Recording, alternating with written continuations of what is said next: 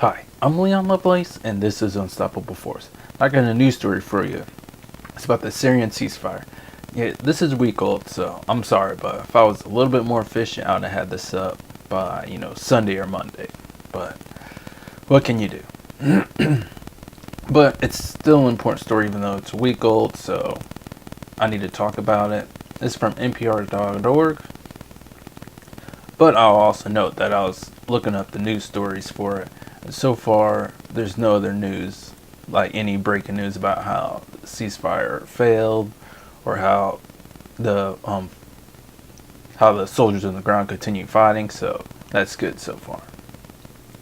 All right. If you think you've heard the story before, you have. Friday's announcement that the U.S. and Russia reached an agreement to halt the fighting in Syria isn't exactly new. If you've been paying attention, you've heard it all before. In fact, 4 times before. Secretary of State Rex Tillerson, speaking to reporters in Hamburg, Germany, tactically acknowledged that it was difficult to put a fresh spin on the latest ceasefire deal.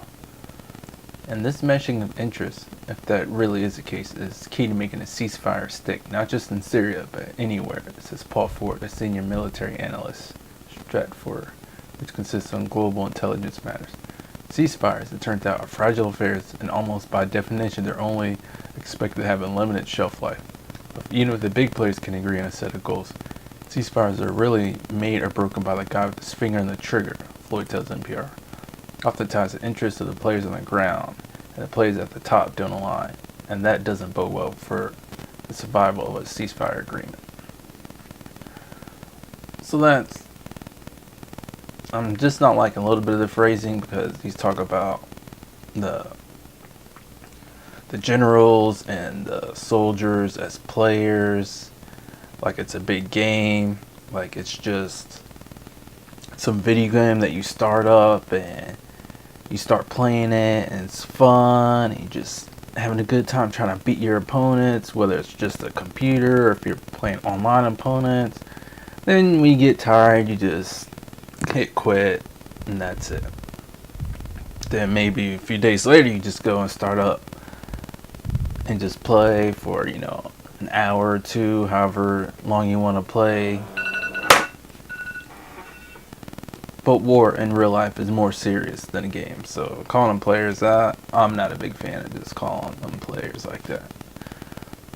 Okay, the more actors there are at the negotiating table and on the ground, the harder it is to forge a workable agreement, he says. Syria is a perfect example. You don't have 2 parties, you have 3, 4, 5. They all have different interests in play. We know of at least some of the parties that are involved in this war. There's the Syrian government that's trying to secure that they keep their power in place.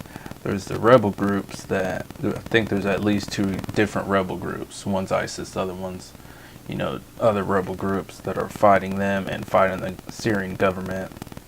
It's the Russian government that got involved maybe a year, maybe a year and a half ago, and then United States and other Western nations that are involved in fighting, honestly, the Syrian government along with some of the rebel groups too. So yeah, it's pretty complicated, but when it comes down to it, is a lot of the groups are trying to overthrow the Syrian regime, and then the Russian government is trying to keep Bashar al-Assad in place. So of course, ideally, this ceasefire would go from short-term thing to long-term to they broker a peace deal and they end the fighting. That'd be ideal. But like they said before, there's several failed attempts at ceasefires before, so this still is likely to be one that it's only a short-term thing, but a ceasefire is still good because the bloodshed could stop. They could get some humanitarian aid into the Syrian people.